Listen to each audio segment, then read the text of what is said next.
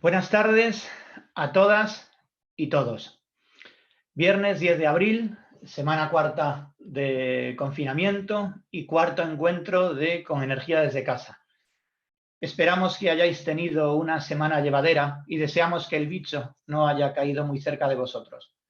A los que sí os ha tocado, mucho ánimo. Que la desgracia se haya convertido en costumbre no nos debe de insensibilizar tanto como para no mostrar nuestro cariño todos los días a los que están perdiendo a sus seres queridos. Recibid nuestro afecto más sincero. El tema de hoy. De nada sirve un mensaje brillante si no llega a los espectadores, si no llega a los receptores. El otro día nos decía uno de nuestros invitados que con la ciencia era preciso apoyar mucho más los procesos divulgativos para llegar al mayor número posible de personas, tanto para empoderarlos con el conocimiento como para evitar en lo posible otra epidemia terrible que también nos acecha, que es la de los bulos. También para crear sensibilidades positivas en las personas que formen sociedades mucho más sostenibles, incluso para elegir a responsables políticos también más sensibles hacia la defensa del entorno en el que vivimos. Sin duda, el conocimiento provoca círculos virtuosos. Y eso es a lo que se dedican básicamente nuestros tres invitados de hoy. Y todos ellos con mucho éxito. Hoy vamos a hablar de divulgación. Hemos invitado a tres personas que han apostado por hacer expansivos sus conocimientos, para crear conciencia social en sus ámbitos de actuación. Ámbitos de actuación y ámbitos de conocimiento aparentemente diferentes, pero que sin embargo se encuentran íntimamente entrelazados. Hoy estarán con nosotros Jorge Morales de Labra, José Luis Gallego y Débora García Bello.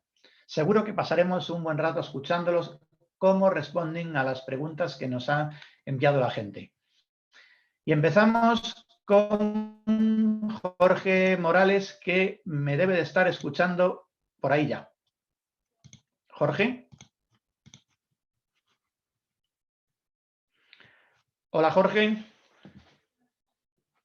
Estás en mute, abajo a la izquierda. Ahora sí. Ahora sí, ¿qué tal? Bien, buenas tardes. Gracias por venir a tu casa, que la Fundación Renovables es, por supuesto, tu casa. Un placer y enhorabuena por la iniciativa. Yo creo que fuisteis de los primeros en hacer este tipo de eventos y además con mucho acierto, en un formato que creo que es muy adecuado para los tiempos que vivimos. Pues muchas gracias, muchas gracias. Es un reconocimiento tuyo también que, insisto, formas parte de la casa. ¿En qué está cambiando un día normal de Jorge Morales esto del confinamiento y el pánico generalizado por el virus? Bueno, pues por suerte, al menos de momento, no me ha tocado ninguna desgracia cercana, con lo cual, bueno, pues es el resto de limitaciones que tenemos todos, ¿no? La verdad es que yo suelo trabajar bastante desde casa y, de hecho, en mi equipo ya teníamos esta situación prevista de antes, es decir, no por supuesto por el virus, pero sí la del teletrabajo, ¿no? Donde por temas de conciliación, sobre todo familiar y demás, pues todo el mundo tiene esa opción de teletrabajar y nos resultó fácil. De hecho, empezamos antes, ¿eh? En vez de 4 semanas, llevamos 5, pero digamos que el mayor impacto, desde luego, tiene que ver con los niños, ¿no? Lo de convertirse, además de trabajar desde casa, el cocinero de todo el mundo a todas horas y además en profesor de matemáticas y de física y de lengua y de todos los niveles, pues se hace un poquito complicado, ¿no? Pero bueno, por lo demás, la verdad es que lo llevo bastante bien. También nos hace valorar un poco más a los profesores, cosa que no hacemos todas las veces que se lo merecen, la verdad. Sin lugar a dudas, sin lugar a dudas. Bueno, hoy hablamos de divulgación. Tú hace unos años emprendiste un camino desconocido hasta entonces, que era el de intentar hacer divulgación sobre energía en medios de comunicación generalista y de forma cotidiana. Hoy eres habitual en las pantallas de la gente. ¿Cómo ha sido ese tránsito? ¿Has encontrado mucho rechazo? Porque hablar de esto de electricidad en el telediario, más allá de una vez cada 6 meses cuando subía la luz, no era nada normal. Pues sí, la verdad es que, como bien dices, era algo desconocido, ¿no?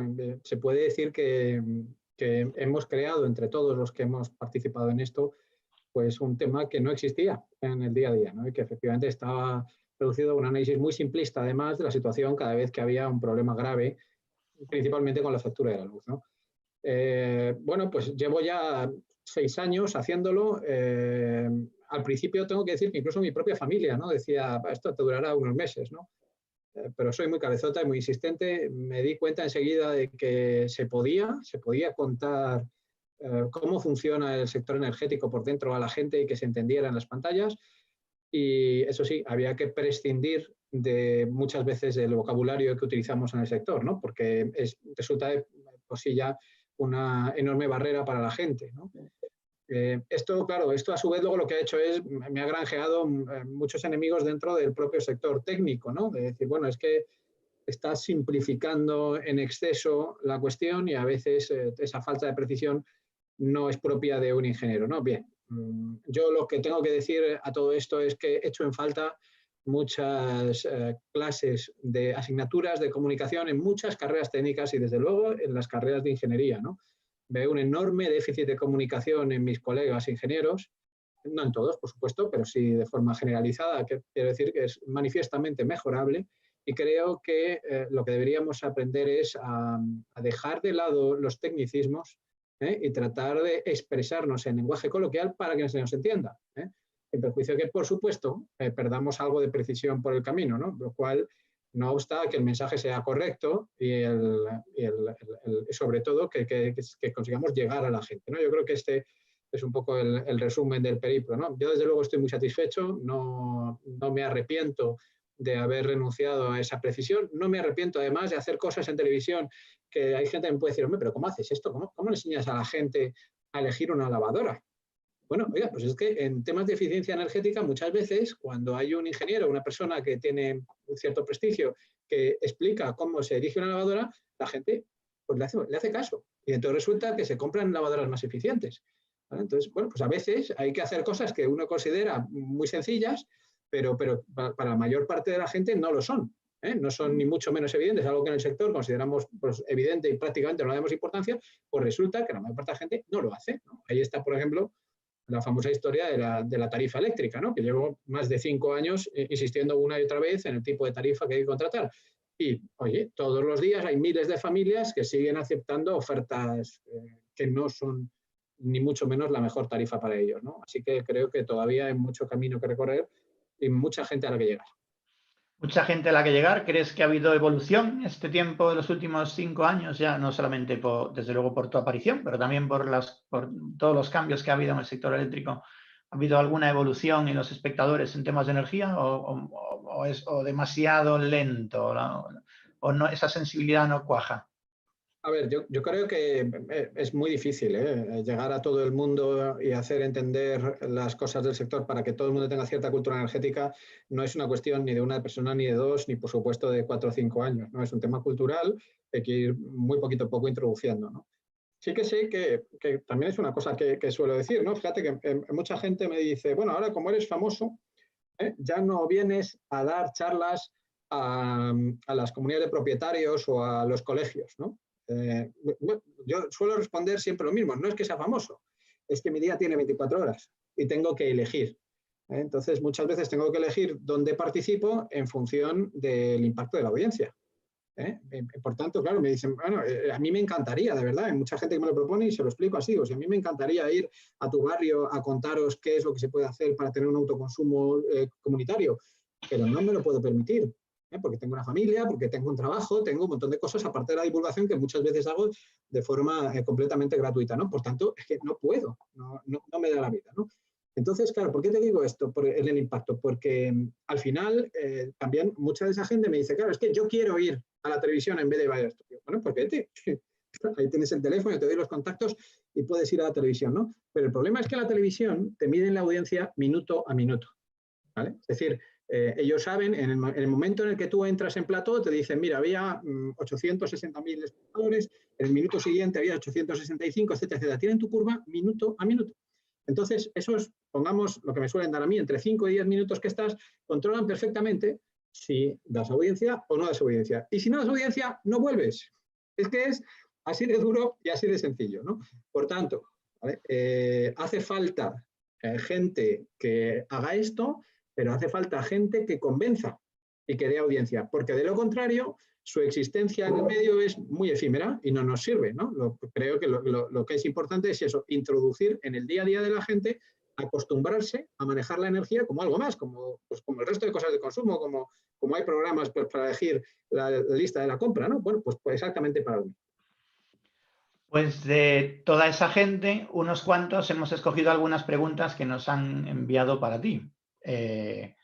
Dice Carlos Dávila, ¿considera viable en términos de balance final de emisiones la electrificación del parque de vehículos de uso particular? Bueno, por supuesto, ¿no? Es viable económicamente, es viable en balance de emisiones y en todo, ¿no? Yo creo que también hay que desmitificar el tema este de que los vehículos eléctricos al final contaminan más que los de combustión, ¿no? Yo creo que cada vez que ha salido una noticia en ese sentido, luego se ha desmentido. Ahí están todos los estudios y ciertamente si tenemos vehículos eléctricos que su electricidad la obtienen de generación térmica, pues estaríamos desplazando la contaminación de un sitio a otro, pero probablemente no estaríamos ahorrando en términos de CO2, ¿no? Pero esto claramente no es así, y menos en países como España, donde ya tenemos más del 40% de energía eléctrica es renovable, ¿no? Por tanto, lo que hay que decir a todo el mundo es que, desde luego, un coche eléctrico contamina menos que un coche de combustión, no contamina cero, ninguna actividad humana tiene cero contaminación, ni a día de hoy cero emisiones de CO2, porque siempre tienen en su cadena de montaje de producción algo. El vehículo eléctrico tiene una penalización respecto del vehículo de combustión en su fase inicial, en su fase de construcción, porque tiene un sobrecoste de CO2 por la batería, ¿vale? Pero luego se ahorra en cualquier país, no solamente en España, en la mayor parte, vamos, no en todos, porque quizás me dices Polonia, pues no. Un mix de carbono es tan alto de realmente seguramente no ahorres el CO2 durante la fase de conducción suficiente al exceso que has tenido en la construcción, ¿no? Pero en el resto del país sí, ¿no? Y por tanto, al final, en términos de balance, ya digo, no solo el CO2, también económico, es interesante el coche eléctrico. Pero déjame decir una cosa muy importante, porque aprovecho cuando puedo expresarme con más tiempo que a través de un tuit, el objetivo final no debe ser el coche eléctrico. ¿Vale? El coche eléctrico es algo muy llamativo, es una herramienta de comunicación muy potente porque a la gente le sustituye lo que ya tiene por algo que es bastante mejor en términos económicos y en términos de emisiones, ¿vale? Pero desde luego, y este virus además nos debería hacer reflexionar sobre esta y otras muchas cosas de este sentido, hay que cambiar nuestro modelo de movilidad. Voy a lanzar desde aquí una propuesta. Estas empresas que por obligación hemos tenido que trabajar estas semanas, lo que deberíamos plantearnos es si este modelo no es extensible a largo plazo, ¿vale? Seguramente no todos los días, ¿vale? Hay que mantener también el contacto humano físico, es muy bueno también en el rendimiento laboral y en otras muchas cuestiones, ¿no? Pero podríamos emplear mucho más el teletrabajo de lo que hacemos en España, ¿no? Y esto nos llevaría a un menor uso del transporte y, por tanto, a una mucha mejor solución en este ámbito que exclusivamente la del coche eléctrico. Interesante reflexión, desde luego. Igual cogemos el guante, igual alguien contesta esto más pronto que tarde. Pregunta Julián, ¿cómo de real crees que es la posibilidad de tener un 100% de energías renovables en España sin gas ni energía nuclear? Y si consideras que es posible, ¿en qué plazo podría alcanzarse? ¿Conoces algunos países que vayan en esa dirección? Otro clásico de las preguntas, Jorge. Pues sí, otro clásico, ¿no? Yo creo que ya desde Greenpeace, hay que destacar el trabajo de energía 3.0 de Greenpeace, que si no recuerdo mal es de hace más de 10 años ya, ¿eh? Bueno, pues ya estaba modelizado un sistema energético, no solamente eléctrico, totalmente renovable. Y además es un enorme trabajo, que no lo haya leído, yo se lo recomiendo, ¿no? Porque además también esto es muy habitual, desprestigiar a cierto tipo de organizaciones, por ejemplo a Greenpeace, ¿no? Hablábamos antes de los técnicos, ¿no? Pues es muy habitual en el mundo técnico, ¿no? De los ingenieros y demás, ¿no? Decir, es que los de Greenpeace no tienen ni idea. Bueno, échese un vistazo a Energía 3.0 y luego hablamos sobre quién tiene idea y sobre quién no tiene idea de energía, ¿no? Entonces, bueno, pues digo, es un trabajo muy serio, muy bien documentado, en el que ya nos decían cómo se podía hacer, ¿no? Pero es que tenemos muchos más trabajos. Yo destaco siempre uno que conocimos el año pasado, que es de la Universidad Finlandesa, de Lund University y del Energy Watch Group, donde analizaba país por país a nivel horario. O esto no se había hecho antes, la posibilidad de alcanzar un sistema energético, no solamente, insisto, electricidad, también transporte, también calor, 100% renovable. Y nos dice que es perfectamente posible a nivel mundial. Y por supuesto en España más, porque es que en España tenemos unos recursos envidiables, porque tenemos sol, tenemos viento y tenemos agua, en el sentido de que tenemos presas suficientes, ¿no?, para almacenar energía, con lo cual tenemos todas las posibilidades para hacerlo. ¿Va a ser inmediato? No. ¿Esto quiere decir que nos tenemos que obsesionar con el 100% renovable? Tampoco, ¿vale? Es decir, vamos para allá. Digamos que tenemos un camino y podemos estar tranquilos de que el camino que hemos elegido es correcto, que nos va a llevar a un fin completamente libre de emisiones. Ahora bien, tenemos que obsesionarnos hoy. Estamos en poco más de un 15% de energía final en España de renovables en un 100%. Yo creo que lo que deberíamos hacer es ahora mismo trabajar para tener cuanto antes, a ser posible, antes de 2030, un 30% de energía final, o un 40%, a ser posible, por encima de ese 30%. Y después iremos al 70, al 80 o al 90. Ya te adelanto una cosa, a partir de ya lo estamos viendo, fíjate ahora con la caída de demanda que se ha producido por las circunstancias del COVID, hemos visto que las renovables han abaratado enormemente el precio de mercado hasta tal punto que en algunos casos se ha hecho reducir la potencia nuclear y el precio ha llegado a cero, ¿vale? Esto va a ser muy habitual a partir de ahora, ¿vale? Vamos a ver precios cero y vamos a ver muchos excedentes de renovables. Y esto, si está bien diseñado el sistema, lo que debería ser es un revulsivo para una tecnología que es absolutamente fundamental y que, por cierto, aprovecho para hacer una llamada desde aquí, que el gobierno ayer abrió a consultas el tema del almacenamiento del hidrógeno a la vez, ¿no? Bien, aprovechemos y contestemos al gobierno, ¿vale? Hay que hacer propuestas, hay que trabajar en tecnologías de almacenamiento, tanto eléctrico como térmico, a ser posible vinculados entre sí, porque estos son claves para alcanzar ese modelo 100%. Y ya digo que los vamos a necesitar muy pronto, porque de lo contrario vamos a tener lo que llamamos técnicamente vertido, es decir, nos va a sobrar energía renovable y lo vamos a tener que tirar. Si tenemos esas tecnologías disponibles, aunque sea todavía a pequeña escala, podremos almacenar esa electricidad y utilizarla posteriormente. Permíteme, como parte de la Fundación, que también maride tu brillante comentario con echarle un poquito de gestión de demanda un poco más intensa para gestionar también esos consumos, que seguro que va a ayudar también a gestionar solo renovables. Pregunta. Hay tres herramientas fundamentales para convertir las renovables en 100%. Una de ellas es el almacenamiento. La segunda de ellas es la interconexión. Un sistema, cuanto más grande o más interconectado es, menos dificultades tiene para prever la producción renovable, ¿vale? Puede ser que en un momento determinado en Madrid haya una nube, pero que esa nube esté en toda España es muy difícil, que esté en toda Europa es más difícil todavía, ¿no? Bien, pues esto es fundamental también la interconexión, pero el tercero, y no por ello menos importante, efectivamente, es la gestión de la demanda, sobre todo teniendo en cuenta que es que el consumo de electricidad se va a triplicar o cuadriplicar de aquí a 2050, ¿no? Cuando nos preguntaba Julián también, ¿cuándo creo que es? Bueno, el objetivo que tenemos todos marcados no somos nosotros. Por ejemplo, Reino Unido hace poco publicaba un estudio sobre si era posible hacerlo o no en las condiciones actuales y con la tecnología actual. Siempre se plantea la meta de 2050. Bien, claro que se puede hacer. Y hay que ir hacia allá y seguro que a la hora de triplicar o cuadriplicar la demanda, es decir, de meter usos que ahora mismo no son eléctricos, tenemos que tener muy en cuenta la gestión de la demanda que ahora mismo está en pañales, ¿no? Es en la absoluta infancia de todo lo que podemos hacer aquí. Mariano nos pregunta, tengo placas solares con todo legalizado en la Comunidad de Madrid, pero mi compañía me ha denegado la compensación de excedentes en varias ocasiones porque según ellos la distribuidora aún no tiene la obligación de hacerlo. ¿Es legal lo que hacen? ¿Qué plazos tengo? Bueno, con el tema de la compensación de excedentes seguimos teniendo un problema.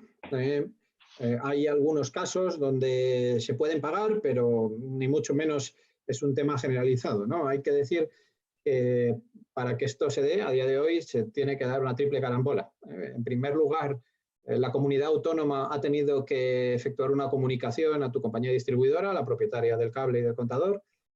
En segundo lugar, la compañía distribuidora tiene que cumplir con un protocolo que es obligatorio desde marzo y que, por tanto, todas deberían cumplir desde marzo, aunque no todas lo hacen, ¿vale? Es algo que yo ya he denunciado al IDAE, por ejemplo.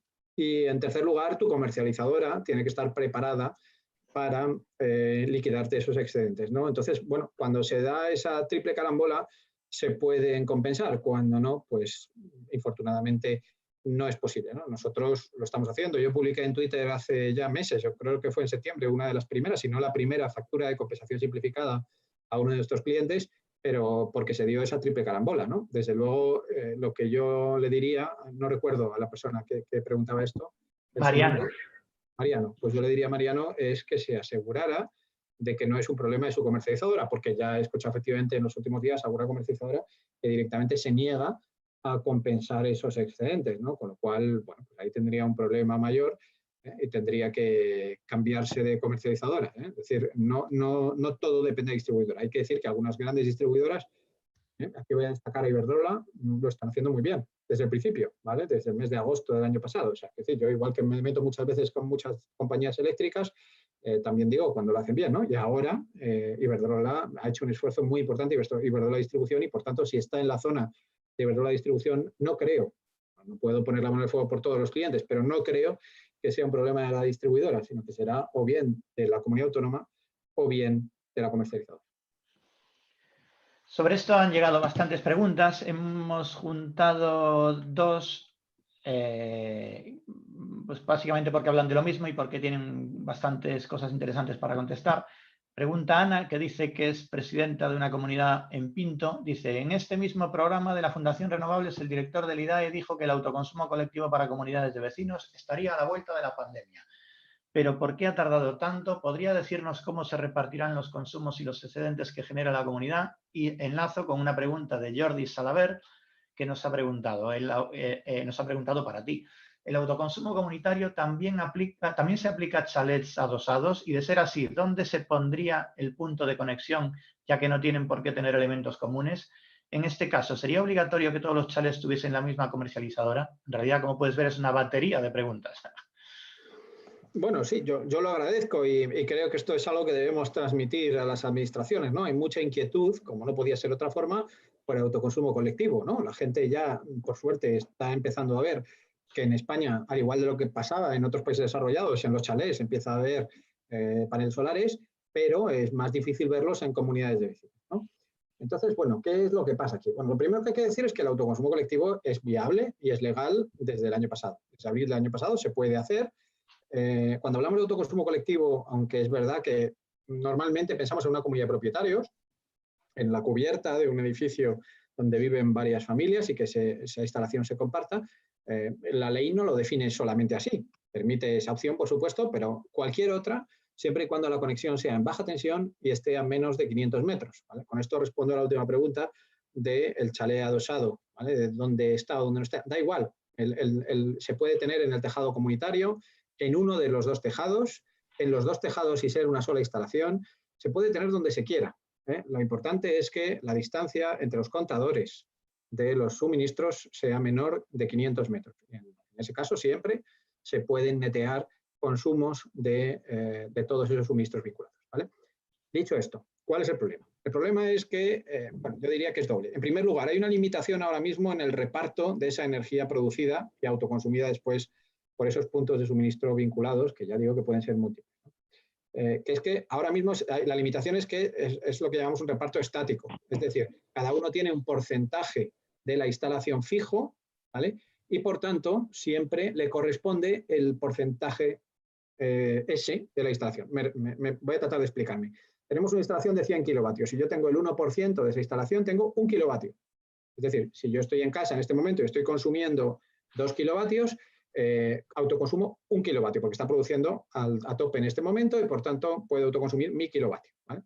Si mi vecino de al lado no está en casa y está consumiendo cero, vamos a suponer que no tiene stand-by y tiene apagada toda la casa, lo que ocurre es que está desperdiciando su kilovatio, es decir, lo está inyectando a la red, se lo están facturando como un excedente, que como sabemos, como hablábamos hace un momento, además, con todos los problemas que tiene la compensación de excedentes, en todo caso siempre se va a pagar menos que lo que es la compensación. En el autoconsumo lo que interesa es autoconsumir, no que te sobre energía. Bien, pues el problema es este de la compensación estática, que se generan un montón de falsos excedentes. ¿Por qué digo falsos excedentes? Porque aunque a mi vecino le sobra 1, como yo estaba consumiendo 2, en realidad ese kilovatio ha salido a la red, se ha quedado en el edificio, ¿vale? Y sin embargo, a mí me han facturado 1 como si lo hubiera comprado de la red y a mi vecino le han pagado 1 como si fuera kilovatio excedentario. Bien, pues este problema es el que estamos, entre muchos, tratando de solucionar a través de lo que llamamos el autoconsumo dinámico. Es decir, de que en función del consumo que tenga cada cual en cada momento, se pueda asignar más o menos energía de la planta colectiva. Y luego haremos cuentas de cuánto, a lo largo de un año, por ejemplo, cuánto se ha asignado el del primero A y cuánto el del tercero. ¿Vale? En esto es en lo que estamos peleando. Lo que hizo el otro día el director del IDA es adelantar que va a haber una nueva modalidad de autoconsumo que, sin ser dinámica, ¿vale?, va a permitir un reparto que, en lugar de ser fijo durante todo el año, puede ser distinto en cada una de las horas del año. Que ya, por cierto, aprovecho para decir que a mí me parece que no soluciona en modo alguno el problema que tenemos de los excedentes, de los falsos excedentes. ¿Vale? Lo que para mí es esencial es tener un reparto o bien en tiempo real o bien a posteriori, ¿vale? Es decir, ser realmente dinámico, no un reparto estático. Con esto digo, este es el primer problema. El reparto estático, digamos, es muy ineficiente desde el punto de vista económico porque provoca muchos falsos excedentes, y además tenemos un segundo problema que no es menor, que es cómo se trata en la ley de propiedad horizontal el tema de las instalaciones de autoconsumo. Es verdad que hace años se modificó la ley para que solamente hiciera falta una mayoría de un tercio, que en realidad no es una mayoría, ¿no? Está mal dicho, ¿no? Una minoría de un tercio para sacar adelante una instalación de autoconsumo, sea individual o sea colectiva, pero nos estamos encontrando, en primer lugar, con múltiples interpretaciones de algunos administradores de fincas que dicen que para la instalación en sí es posible, pero depende de dónde esté ubicado, puede ser que para el uso del tejado no, que los cables que luego van hasta una zona común tampoco, etcétera, con lo cual luego las mayorías se amplían sustancialmente, ¿vale? Y además nos encontramos con un problema muy grave, que es que este acuerdo no vincula a todos los propietarios, es decir, no vincula a los que han votado en contra, con lo cual, por ejemplo, una instalación de autoconsumo que en principio se dedique a cubrir los consumos de la comunidad, pues nosotros tenemos casos donde el 80% de los vecinos están de acuerdo, el 20% vota en contra y no paga. Claro, el 80% dice, o sea, nosotros vamos a poner los paneles para que el ascensor y la portería y el jardín, etcétera, tengan la luz más barata, ¿vale? Y vosotros, el 20% restante, no vais a pagar nada. ¿Esto cómo es, no? O sea, es decir, hay todavía notables deficiencias en la redacción de la ley de propiedad horizontal, en la que, por cierto, también desde la Alianza por el Autoconsumo, donde están muchas de las personas que trabajamos por ella, entre ellos la propia Fundación Renovables, pues estamos trabajando para tratar de modificarlas. Pregunta José Luis, los precios del petróleo se están despeñando. ¿Crees que eso es una cuestión coyuntural por el coronavirus o es una reacción a la bajada de los precios de generar electricidad con renovables? ¿Crees que seguirán los precios a la baja? ¿Lo notaremos los consumidores? Aquí yo diría, lo seguiremos notando los consumidores, pero bueno, es lo que pregunta José Luis. Sí, a ver, ya no hay más que mirar antes del gran efecto del coronavirus, que ya el precio del petróleo estaba bajando con fuerza, que había muchas tensiones, las hay entre Estados Unidos, entre Rusia y entre Arabia. Bueno, tenemos una situación de claro desbalance, ¿no? Yo creo que los países productores ya hace tiempo que se dieron cuenta que gran parte del petróleo, por suerte, se va a quedar bajo tierra, yo diría por suerte para el planeta y para nuestra vida, sobre todo en el planeta. Y bueno, pues están un poco en la carrera desenfrenada porque no sea el suyo, el que se quede debajo del subsuelo, ¿no? Y por tanto, lo que tienen es, bueno, pues una fuerte tendencia a la baja, ¿no? Ellos han desprestigiado, algo por cierto bastante habitual en este sector, cuando alguien tiene un interés económico, que por supuesto es yo diría generalizado en todo. Yo cada vez que digo algo levanto 20 espinas, ¿no? Es normal, yo ya lo comprendo. O sea, entiendo que el sector energético tiene a muchísima gente involucrada y que al final, pues cada cosa que dices, por ejemplo, como he dicho, el coche eléctrico, pues claro, hay mucha gente que vive del petróleo y que enseguida pues arremeten contra mí en cuanto hablo del coche eléctrico, ¿no? No digamos, por ejemplo, el mundo nuclear, cada vez que se habla de la obsolescencia de esa tecnología, etcétera, etcétera. Bueno, pues al final esto es lo que vemos, que el petróleo está condenado a desaparecer, que la gente del mundo del petróleo ha desprestigiado claramente el impacto de la movilidad eléctrica y que poco a poco se están dando cuenta de que esto está desplazando gran parte de su territorio clave, ¿no? Donde el petróleo es y siempre ha sido el rey, ¿no? Entonces, esto no va a ser una cuestión de 2 años. O sea, que nadie me diga que es que ahora, como el precio del petróleo está en 25, que yo dije en abril que iba a mantenerse así y de repente se ha vuelto a ir a 50 o 60. Seguramente lo veremos en 50 o 60. Es posible que en los juegos que tengan entre ellos también haya episodios de altos precios temporales, pero a largo plazo yo creo que claramente el precio del petróleo está condenado a ir a la baja. La última pregunta de hoy, Jorge, la hacen desde Murcia. Miguel dice, en España durante bastantes años se tomaron medidas contra la energía solar porque se decía que era cara. Ahora que se ha demostrado que es la más barata de todas, ¿por qué sigue habiendo gente que la demoniza si el sol es gratis y además no contamina? A lo mejor tiene que ver con lo que estabas diciendo ahora. Pues sí, sí, seguramente, ¿no? Efectivamente, hay que tener muchísimo cuidado en el ámbito energético. Yo ya digo que me los encuentro muy habitualmente, ¿no? Sobre todo en redes sociales, ¿no? Y en algunas redes sociales donde es más fácil esconderse detrás de una careta, en las que, bueno, pues cada vez que dices algo, que planteas un futuro diferente, pues arremeten contra ti, ¿no? Y te dicen que esto no es viable, ¿no? Bueno, los intereses yo creo que están ahí, también es lícito que los haya. A mí lo que me parece que no es lícito es ocultarlos, ¿sabes? Es decir, oiga, si usted trabaja en el mundo del petróleo y no quiere cambiar de trabajo, pues me parece lógico que sea usted el que defienda que esto no es viable, ¿no? Pero bueno, pues ahí están todos los estudios, ahí está el día a día que nos va demostrando que el autoconsumo y la energía solar son viables y bueno, que todavía queda gente negacionista, ¿no? El abanderado más claro es Trump, ¿no? Después de todo lo que estamos viviendo, ¿no? Yo estaba leyendo estos días un libro donde, bueno, pues se cuenta como desde el año 79 se conocía perfectamente ya, 79, hace 41 años, el problema del cambio climático y eran capaces ya los científicos de prever, no con tanta precisión como ahora, pero sí con bastante precisión los cambios que iba a haber a largo plazo y cómo sistemáticamente los lobbies han ido en contra de estas decisiones, ¿no? Y a veces son pequeños detalles en grandes cumbres internacionales las que echan abajo acuerdos y decisiones pues durante mucho tiempo cocinadas, ¿no? Para sacar adelante los acuerdos como el cambio climático, ¿no? Pues esto es lo habitual. Hay mucha gente en España que sigue estando en contra de que tú te pongas tu panel. Sigue habiendo gente que además utiliza argumentos completamente falsos como que son más caras, cuando en realidad lo que se ve es que es muchísimo más barato tener energía solar que comprarla de la red.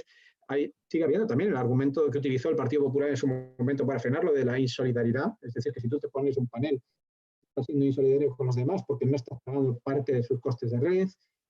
Hay dentro de la propia administración gente que sigue pensando en que esto es una forma de saltarse, de ir en plan free rider los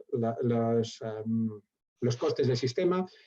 Y por último, hay gente que encima habla de la insolidaridad en el ámbito de que lo que están diciendo es, claro, es que esto solo es para los ricos, los que tienen un chalet, ¿no? Se olvidan de todo esto que contaba antes del autoconsumo colectivo y, por supuesto, se olvidan de que hay empresas como la mía en la cual se financia la instalación. Esto es lo de menos, ¿vale? Ellos lo que dicen es que, claro, hay que invertir 5 o 10 mil euros y que la gente no tiene esos 5 o 10 mil euros para ponerse un panel, ¿no? Nada más lejos de la realidad. Yo lo que recomendaría desde aquí, desde luego, es a la gente que no tiene argumentos o que tiene argumentos claramente, digamos, opuestos al consenso científico unánime, lo que hay que hacer es, a mi juicio, es no hacerle caso. Es mucho peor entrar en debates eternos en redes sociales con gente con este tipo de argumentos, ¿no? El sol es el futuro de España y no el sol para broncear a turistas, sino el sol para producir energía. Estoy absolutamente convencido que mucho más allá de lo que dice el Plan Nacional de Energía y Clima, antes del año 2050, vamos a ver que la matriz energética, más de la mitad de la energía del país, energía total, primaria del país, va a provenir directamente del sol, ¿vale? Con lo cual, yo creo que en muy poco tiempo, desde luego en esta generación, nos vamos a dar cuenta de la enorme ventaja que tenemos siendo el segundo país con mayor horas de insolación de Europa. Muchas gracias, Jorge, por esta media horita que nos has dado para que espero que haya servido por lo menos para que la gente haya aclarado alguna duda, para que haya llegado algo de información a mayores y sobre todo para que la gente, por lo menos en esta media hora, se haya entretenido un poco. Siempre entretenido un poco en una situación de estar en casa todo el día, todas las horas durante semanas. Siempre damos la oportunidad a todos los invitados para que se despidan dando un poco de ánimo, porque si no les damos una colleja. O sea que venga. Bueno, yo creo que además en mi caso hoy es fácil, ¿no? Hemos conocido hoy datos ya que dicen que Madrid, que como sabemos es el principio de la epidemia, ya hay más altas en los hospitales que nuevos ingresos, lo cual es una gran noticia. Los que tenemos familiares trabajando en los hospitales sabemos que llevamos ya una semana donde están empezando a respirar. No voy a decir que la situación es fácil, ¿eh? Todos lo sabemos, es una crisis inédita, algo que nos va a costar mucho tiempo superar, pero también os quiero decir algo muy importante desde el punto de vista de la energía, ¿no? La energía es un vector fundamental y por primera vez en muchísimo tiempo está en una transición en la cual podemos salir ganando. ¿Vale? Es decir, agarrémonos a la energía para salir de esta crisis porque podemos crear puestos de trabajo, podemos mejorar nuestra economía, que es el problema que nos vamos a encontrar pasado mañana cuando salgamos a la calle, y además podemos hacerlo con muy poquita aportación pública. Observar cómo la mayor parte de sectores ya están pidiendo subvenciones a la administración, perdón, de todo tipo, para salir de esta, ¿no? Todo tipo de sectores, ¿no? Bien, pues la energía, no voy a decir que no necesite ninguno, en algunos ámbitos seguramente haga falta apoyo público, pero por suerte, esta revolución energética a la que estamos asistiendo nos puede dar la vuelta a la economía sin necesidad de gran apoyo público. Así que desde aquí, mi llamamiento a todo el mundo a que desde luego de esto vamos a salir colectivamente y que la energía nos puede ayudar a salir mucho mejor de lo que estábamos hasta ahora. Muchas gracias, Jorge. Un placer. Nos vemos pronto, seguro. Bueno, despedimos a Jorge Morales y damos entrada a José Luis Gallego. José Luis Gallego, sin duda, uno de los naturalistas y divulgadores ambientales más importantes del país, muy reconocible por su participación en multitud de programas de radio, de televisión, en medios como Onda Cero, escribió en El País, La Vanguardia, El Periódico, National Geographic, la revista Muy Interesante. Es considerado como una de las 10 personalidades más influyentes de España en temas de medio ambiente, de lo cual es un ranking que para mí sin duda es digno de elogio. Pero os aseguro que lo mejor de todo no lo pone en su currículum. Y es que José Luis es un tipo extraordinario. José Luis, andas por ahí, ¿verdad? José Luis. Venga, que ahora seguramente aparezca. Sí, ya te estoy viendo. José, abajo a la izquierda, dale al micrófono. Dale al micrófono abajo a la izquierda. Con el ratón tienes un... ¿Aquí? Ahí. ¿Ahora se me oye bien? Buenas tardes, compañero. ¿Qué tal? ¿Cómo estás? Muy bien. ¿Y vos? Muy bien, Muy bien, aquí andamos. Muy bien. Se lo pregunto a todos los amigos que nos abren su casa, pero en tu caso me consta que es un poco más especial. ¿Cómo sobrevive en casa encerrado un tipo que si no lleva tierra en las botas no es capaz de conciliar el sueño por la noche? Pues, pues la verdad es que desde la nostalgia, como muchos amantes de la naturaleza, que en este país somos millones, de gente que está vinculada con el entorno y que estos días vive una situación de doble desesperación. La primera es la incertidumbre por la salud de tus cercanos, de tus amigos, de tus familiares. Y la segunda es la explosión de la primavera, que nos ha pillado enlatados. Esto es terrible. Yo recuerdo, a mí me retrotrae a mi época de adolescencia, cuando yo estudiaba la EGB, porque yo soy de los que estudiaron EGB. La cuarta evaluación, que me pillaba en plena explosión de la primavera, era terrible para mí, porque tenía que hacer convivir los estudios, el apretar en esa evaluación decisiva para todo estudiante, con el momento más álgido de la vida en el entorno natural, ¿verdad? Y así estoy, desde la añoranza, sobrellevando esta situación, pero vamos, con muchísima esperanza, porque la naturaleza está ahí fuera, nos está esperando a todos. Y de hecho, ahora pasaremos a las preguntas de la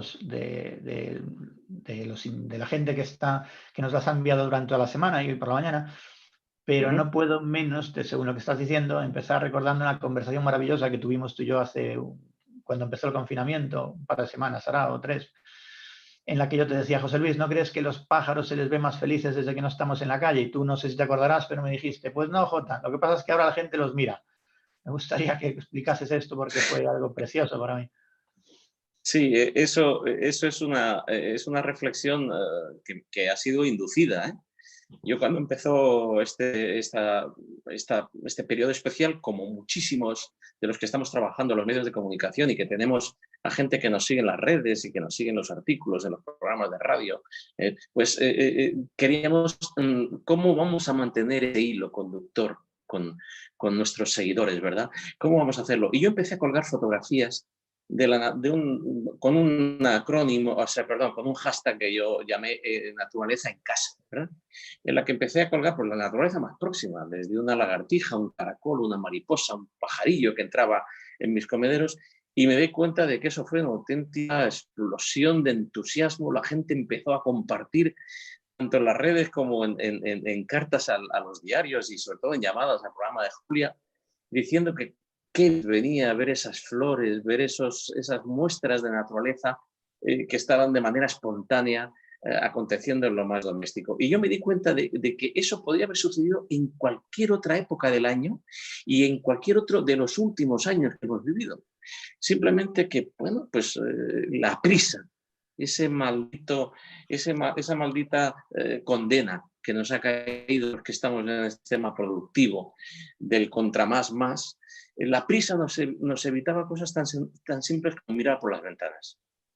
Y hemos descubierto que detrás de las ventanas, además de ver si está lloviendo o no, además de ver si ha llegado el autobús que vamos a coger o no, a ver qué hace el vecino, pues de repente viene un petirrojo, o de repente empieza la tórtola, o pasa lentamente un caracol, o cruza una lagartija por delante de la verja de casa. Y esos momentos dan la ilusión óptica de que ahora la naturaleza es más, o se mueve más, o que hay más biodiversidad a nuestro alrededor. Cuando digo lo que te dije, no es así, Jota. Lo que ocurre es que ahora estamos mirándola. Yo lo que apelo es que no nos olvidemos de eso, a que sigamos mirándola, que como muchos están descubriendo naturaleza y que eso del medio urbano es un engaño. El medio urbano no existe. Todo es naturaleza. Las ciudades no están desenroscadas de la naturaleza y puestas en un lugar. No. Las ciudades están en la naturaleza. Y nos despierta el mirlo y nos invita a dormir el cárabo y nos acoge el sonido de las ramas del viento, las ramas de ese árbol que tenemos frente a casa, ese plátano, ese olmo que tenemos frente a casa, mecidas por el viento. Estamos descubriendo eso. Es así de maravilloso. Pues nosotros hoy traemos a nuestra ventana virtual a un tipo maravilloso para que nos hable de cosas maravillosas. Y esa ventana se la mostramos primero a Sara, que te pregunta, la actividad industrial y sobre todo el transporte humano está bajando a mínimos históricos. ¿Cómo crees que está reaccionando la naturaleza ante esa parada global del ser humano? ¿No te parece que todo está más limpio que antes? Mira, un poco el mismo espíritu. Bueno, una reflexión ante esta observación que se repite muy a menudo, sobre todo en las redes sociales, ¿verdad? Ojalá no hubiésemos tenido esa certidumbre. Ojalá no hubiésemos asistido a ese dato, por este motivo. Mi especie favorita es el ser humano. Pese a lo que mucha gente pueda pensar, mi animal favorito no es el tigre, ni el martín pescador, ni el lince ibérico. Mi animal favorito es el ser humano. Y sin duda alguna, la mayor amenaza que se cierne ahora sobre una especie viva en este planeta es sobre el ser humano. No me gustaría pensar que hay gente que se siente desarraigada de su condición de ser humano. Esta amenaza del coronavirus, del COVID-19, nos está poniendo ante un nuevo escenario, que es el de la vulnerabilidad. Estamos descubriendo que somos vulnerables. Y efectivamente es verdad que cuando el hombre se retira a sus aposentos, la naturaleza sale y no vigila. Hoy hablaba con mi compañero César Javier Palacios, que está en Fuerteventura, en clausura, me decía, es increíble la cantidad de aves, de insectos, de reptiles que veo que van a más en el entorno, ¿verdad? Desde la verja de mi casa.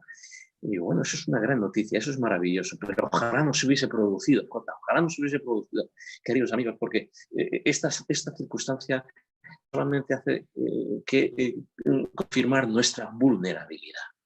Somos vulnerables, dependemos de la naturaleza, no somos ajenos a la suerte del resto de seres vivos. Es verdad que los índices de contaminación atmosférica están alcanzando unos niveles jamás conocidos.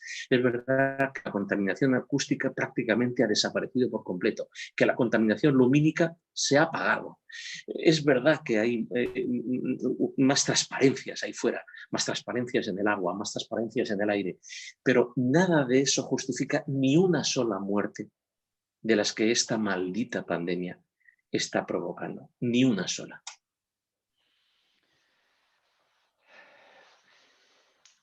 Vamos a ver qué pregunta Juana, porque a veces es difícil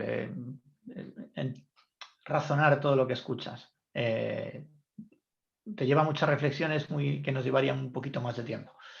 Pregunta Juana, estos días se oye mucho que las personas vamos a aprender después del confinamiento a cómo relacionarnos con la naturaleza. ¿Cómo es posible si lo único que hacemos es estar en casa?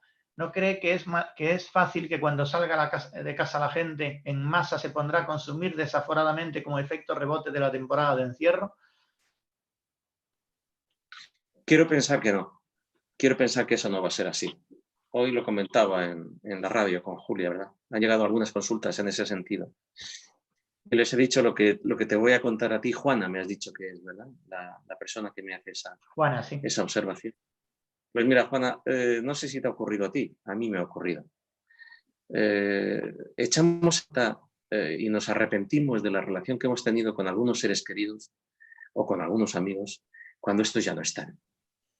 Se nos quedan muchos abrazos por dar y se nos quedan muchas palabras por decir cuando la situación ya es irreversible. Cuando en una situación de pérdida se produce una añoranza terrible, que es a eso, a lo que no has dado, a los errores que cometiste, a esos te quiero que dijiste, a esos abrazos, a esos besos que no diste. Bien, con la naturaleza es exactamente lo mismo. Estoy convencido de que esta situación de añoranza, este echar en falta el pasear por el campo, el acudir a la cala, el irte al acantilado a ver cómo baten las olas, el salir al bosque a escuchar a los animalillos, el acudir a la marisma, a los aguazales, a disfrutar de la cantidad enorme y enorme variedad de vida que acogen los humedales. Eso hace que cuando volvamos le demos otro valor. Hemos añorado a la naturaleza y por lo tanto de esa añoranza tiene que salir una enseñanza y la enseñanza básica es que la necesitamos. Hay muchos que están descubriendo ahora, en esta fase de confinamiento, lo mucho que necesitan a la naturaleza, lo poco que se habían dado cuenta de la importancia que era, pues eso, simplemente salir a pasear por un parque urbano. No te estoy hablando de ir al Serengeti o de ir a Doñana o de ir a... No, simplemente dar un paseo por un parque, recorrer una calle poco transitada y bien poblada de árboles, escuchar los trinos de los pájaros. Todo eso hay mucha gente que lo está echando en falta. Y eso debe de conducirnos al amor con mayúsculas, porque solamente amando y queriendo se llega a la protección. Solamente se conserva lo que se estima, ¿verdad? Bien, estoy seguro de que hay muchísima gente que está descubriendo en estos días de confinamiento lo mucho que ama y que quiere a la naturaleza. Y estoy pensando sobre todo en los niños. Por eso insisto e incido en que aprovechemos estos días para explicarles a los niños todo lo que la naturaleza nos da, todo lo que la naturaleza nos aporta, para que lo pongan en valor y para que se den cuenta de que estaban en un error al vivir una vida virtual. A ver si acabamos con ese maldito déficit de naturaleza, ese síndrome diagnosticado por los médicos, de esos chicos que han crecido al margen del entorno con la naturaleza, que no saben de dónde vienen las mariposas ni cómo cantan las oropéndoras, ¿verdad? Me voy a quedar también con algo muy, muy bonito que has dicho. En la Fundación Renovables, básicamente nuestro entorno natural es la sostenibilidad, sin duda, y la generación de energía renovable. Y la verdad es que nunca pensamos que es un hecho insoslayable, que el amor es una fuerza energética motriz de primer orden y si Sin lugar a dudas. catalogarla sin ninguna duda también sería renovable. Por tanto, entraría en nuestra zona de confort. Por tanto, empezaremos a trabajar con ella. Sí. Las dos siguientes preguntas te las voy a hacer juntas. Pregunta Teresa desde Sabiánigo. ¿Por qué hay tantos programas sobre naturaleza y medio ambiente de producción español, perdón, tan pocos programas sobre naturaleza y medio ambiente de producción española en televisión? Todos guardamos en nuestra memoria el recuerdo del hombre y la tierra y por qué es tan difícil seguir la senda de Félix Rodríguez de la Fuente. Y te la uno a una que nos hace Carlos, que dice, ¿en qué momento los españoles permitimos que pareciese interesarnos más ver en la tele la vida de Belén Esteban que la vida del buitre Leonardo, del quebrantahuesos o de la cabra Montés, o de todos aquellos animales que teníamos en la hora punta televisiva de nuestra juventud? Bueno, vamos a ver, aquí hablo en primera persona, no hablo en sentido figurado. Yo he tenido la suerte, el honor y la oportunidad de producir 2 series para televisión española y una para TV3, para la televisión de Cataluña. La de televisión de Cataluña, que era sobre los ríos, es verdad que fue un éxito de audiencia, se sigue programando de vez en cuando. Es decir, y siempre con mucho éxito, pero las 2 series que yo hice para Televisión Española, que eran siguiendo un poquito el legado, lo que yo aprendí, lo que yo pude recoger del legado de Félix Rodríguez de la Fuente, no tuvieron la audiencia que yo esperaba ni que esperábamos todos, ¿verdad? Y lo mismo te podría decir de todas las series que se han estrenado hasta hace poco y de los excelentes documentales y películas que se están haciendo, ¿verdad?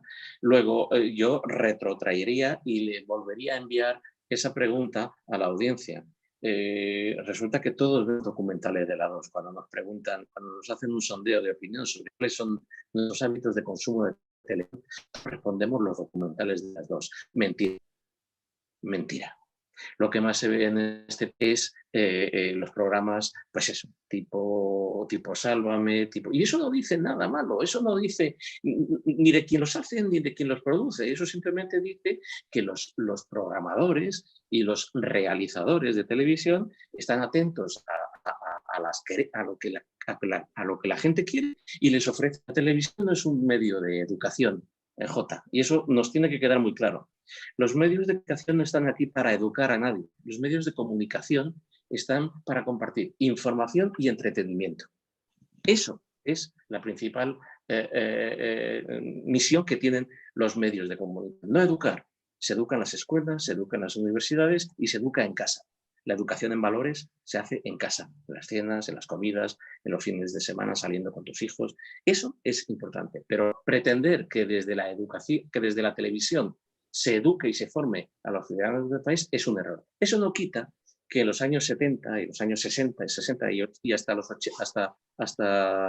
bien entrados los 80, aunque Félix murió el 14 de marzo de 1980, en este país se diese un fenómeno absolutamente irrecuperable, que no se va a volver a dar. Y es que la persona más famosa de televisión era un naturalista. No era la exnovia de un torero, ni era un cómico, ni era un insultador profesional. No, era un naturalista, un tipo que nos enamoró a toda una generación de jóvenes hablándonos de cómo cazaba el azor, de cómo eludía ser cazado el lirón careto, de dónde vivía el buitre leonado, de cómo salía adelante la cría de la salamandra. Con todos esos mimes en la apariencia lejanos basados en la ciencia y en el medio ambiente, Félix construyó una realidad que hoy en día no existe, porque no hay esa vocación. Yo, de pequeño, de muy chiquitín, yo quería ser guardabosques. No quería ser cantante de un concurso de televisión, ni quería ser cocinero de otro concurso de televisión, ni quería ser costurero. Quería ser guardabosques. Quería amar y estudiar y proteger la naturaleza. Eso hoy en día, esa vocación no se está despertando, pero no se está despertando porque no la hay, Jota. Porque no la hay, queridos amigos. Por eso no podemos reprochar a los programadores de televisión cosas que atienden a nuestra solicitud, a nuestros requerimientos. Si nosotros estuviésemos dispuestos a consumir programas de naturaleza, no te quepa ninguna duda que las televisiones nos estarían poniendo naturaleza cada día y a todas horas. Pero eso no es así, pese a que muchos insistimos. Y yo voy a seguir intentándolo. Y no cejaré jamás en el empeño de intentar transmitir el amor por la naturaleza. Sobre todo porque es que me lo hago encima y porque creo que es una de las mejores maneras de ser feliz en este mundo, saliendo al campo. Barato, bonito y al alcance de cualquiera. A lo mejor un camino, bueno, esto que estás contando tú me parece muy acertado, a lo mejor quizás en la televisión pública con algún matiz con respecto a la obligación que tienen de hacerlo, pero sí, a lo mejor tiene bastante que ver con lo que te preguntan desde Zaragoza, alguien que no ha dicho su nombre, dice, cuando yo era pequeño había en la escuela un montón de actividades en los colegios públicos relacionados con la naturaleza, infinidad de grupos de Boy Scouts, hasta recuerdo algo de mi hermano mayor que se llamaba Misión Rescate, también del mío, que se hacía en toda España. ¿No crees que la enseñanza de hoy en día se está abandonando bastante la educación ambiental? Y si realmente piensa como yo, ¿por qué está sucediendo si la naturaleza es una cuestión que no Sí, tener mochila política? sí, bien, ahí ¿Me has sí que es verdad. escuchado, José Luis? Sí, te he escuchado. Ahí sí que es verdad, no sé si me estáis escuchando bien. Sí, sí, perfectamente. Ahí sí que es verdad que tiene mucho que ver la gobernanza, sobre todo la gobernanza desde de los ámbitos vinculados con la enseñanza. En este país hay un excelente colectivo que son los educadores ambientales. Gente que está haciendo propuestas para incorporar la educación ambiental al currículum escolar. Que a los niños, además de enseñarles álgebra o enseñarles ecuaciones o enseñarles química o enseñarles idiomas, se les enseñe a reciclar, se les enseñe a hacer un uso responsable del agua, se les enseñe el valor que tienen las energías renovables, se les ponga reputación a los productores de energías renovables, que aprendan lo necesario que es conservar la naturaleza. Eso sí que forma parte del sistema educativo, eso sí que debería de ser mucho más promocionado desde el sistema educativo. Y se está haciendo, es cierto, pero se está haciendo de manera vocacional. Son muchísimos los profesores que de manera absolutamente altruista, es más, echándole, poniendo tiempo y dinero de su bolsillo, están educando a los chicos en todo lo que te acabo de decir. Pero, insisto, tenemos un colectivo de educadores ambientales, muchos de ellos agrupados en EA26, que son unos excelentes profesionales en perfecto estado de revista y dispuestos a salir ahí, salir a las aulas y formar a nuestros chicos en los valores que fundamentan al ser humano, que son el respeto al otro y el respeto a lo otro. Y cuando digo lo otro, digo la naturaleza, digo el medio ambiente, digo el agua, digo la energía, digo la movilidad. Todo eso se puede y se debe de potenciar desde la educación. Y ahí sí que nuestros políticos deberían de tomarse más en serio la educación ambiental e incluirla, insisto, en los currículums escolares, como una asignatura más. No te estoy hablando de algo transversal, de que de repente en el colegio de la dehesa cojan los chavales de cuarto y hagan un trabajo sobre el Mediterráneo. No estoy hablando de eso. Estoy hablando de una asignatura sometida a evaluación, en la que los chicos demuestren que están adquiriendo conocimientos sobre la protección y la conservación de la naturaleza, sobre cómo mejorar el medio ambiente, sobre cómo reducir la contaminación, sobre cómo comportarse como ciudadanos sostenibles. Eso solamente requiere acción por parte de nuestros gobernantes, de nuestras autoridades educativas, porque, insisto, hay un colectivo de profesores, de gente muy preparada, que son los educadores ambientales, que están esperando a que todo eso ocurra. Pregunta Julián, ¿qué le sugiere que los políticos mundiales que fueron más escépticos con el coronavirus también son los más escépticos contra el cambio climático?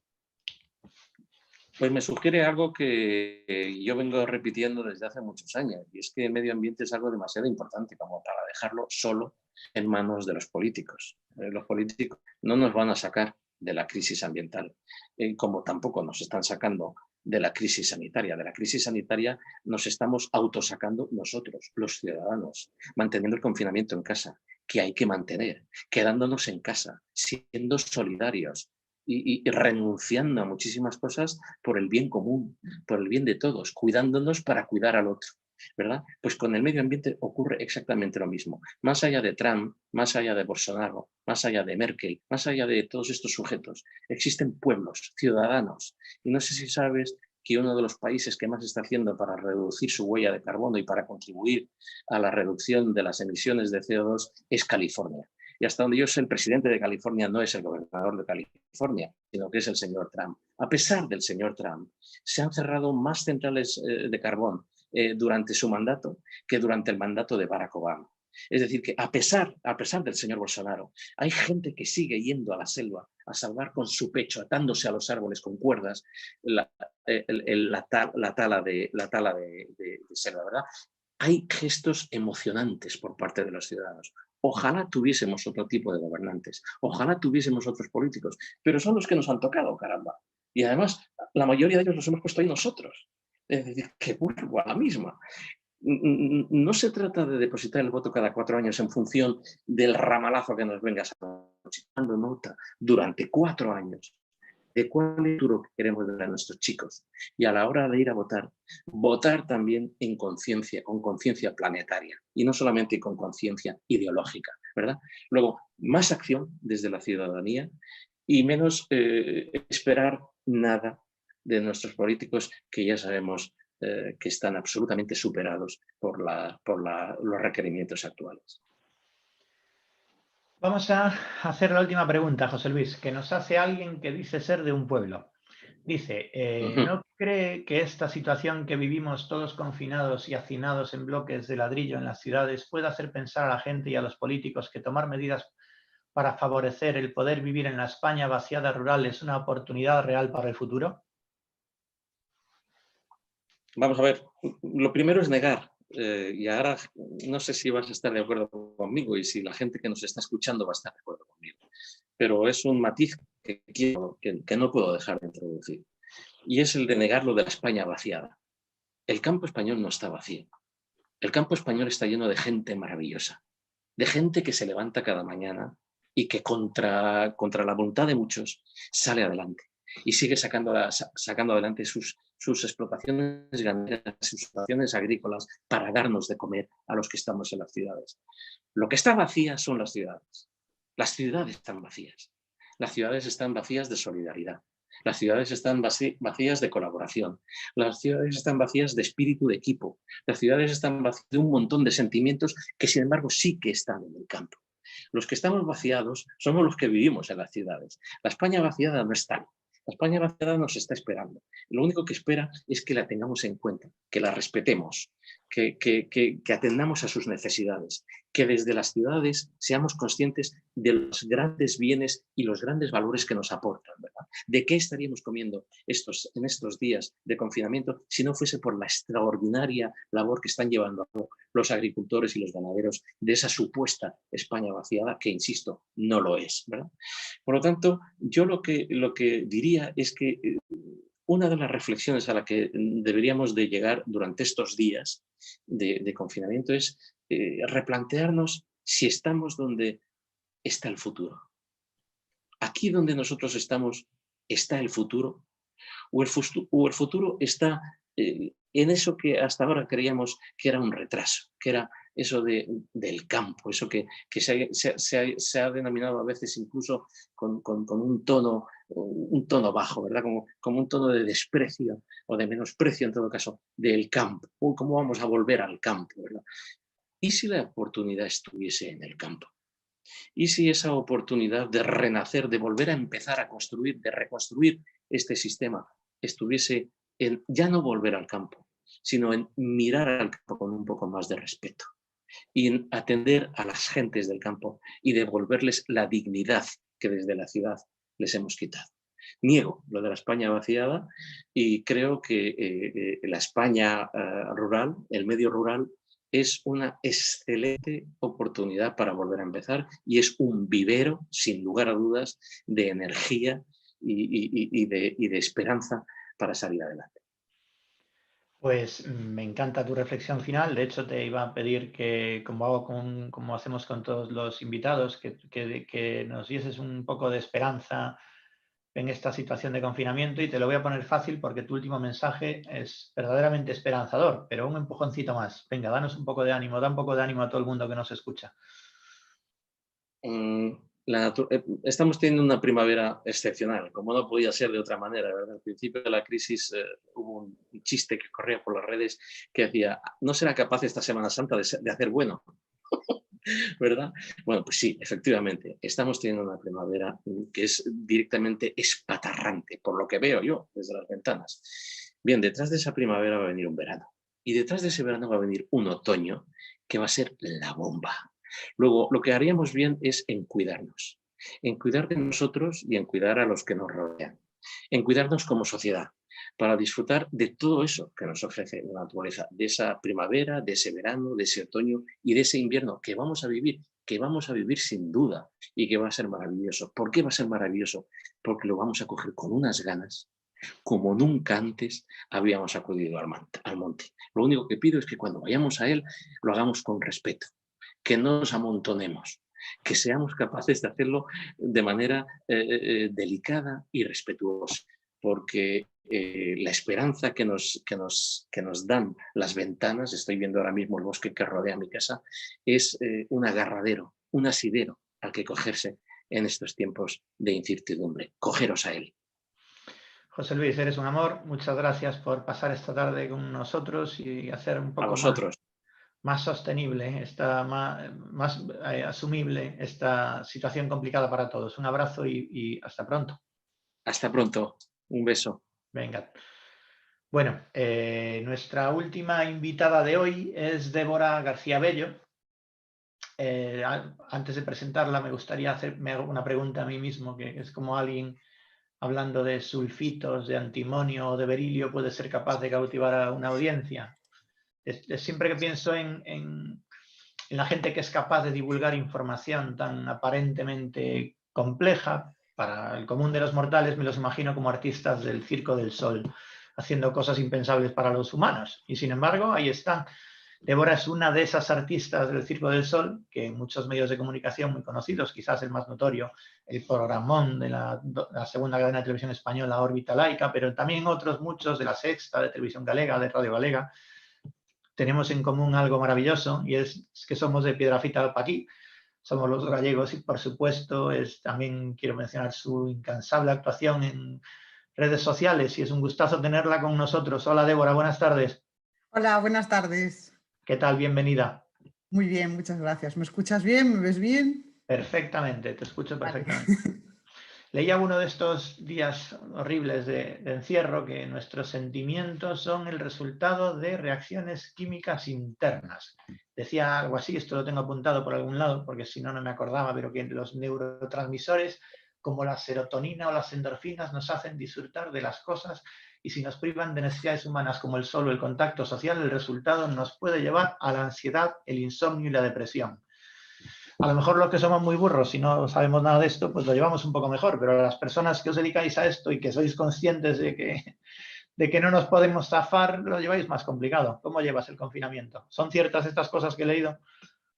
Bueno, lo llevo ahora bien, o sea, voy por momentos como llevo el confinamiento, ahora lo llevo relativamente bien. Cuando empiezo a flaquear es cuando pienso en qué haré cuando esto se acabe. O sea, ahora desde ayer, de hecho, solo pienso en quiero irme a la playa de Oza caminando desde mi casa. O sea, es lo que más me apetece hacer. Pero bueno, eso por otra parte es bueno porque quiere decir que otras preocupaciones que tenía de gente allegada, contagiada, pues va mejor. Entonces, pues que eran mis principales preocupaciones, con lo cual, pues ahora me preocupo por ver el mar.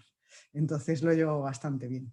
Y lo que me contabas, de que si sabemos si todas estas sustancias químicas que sabemos que son los neurotransmisores que median en algunas de nuestros comportamientos, o sea, no solo podemos describir nuestros sentimientos y nuestras sensaciones a través de eso. Es decir, creo que es interesante desde el punto de vista científico tratar de describir los sentimientos desde el punto de vista químico, es interesante, pero es absolutamente limitado y reduccionista. O sea, no, la sensibilidad no son reacciones químicas, es algo bastante más complejo que eso.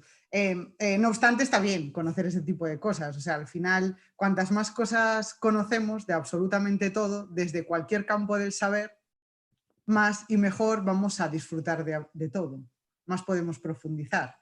Y saber de ciencia, en este caso saber de química y esos mediadores químicos de partes de nuestra sensibilidad, pues está bien conocerlos siempre y cuando no resten ni un ápice de romanticismo a todo eso que sentimos. Bueno, me quedo con ser un poco más romántico que conocedor de los neurotransmisores.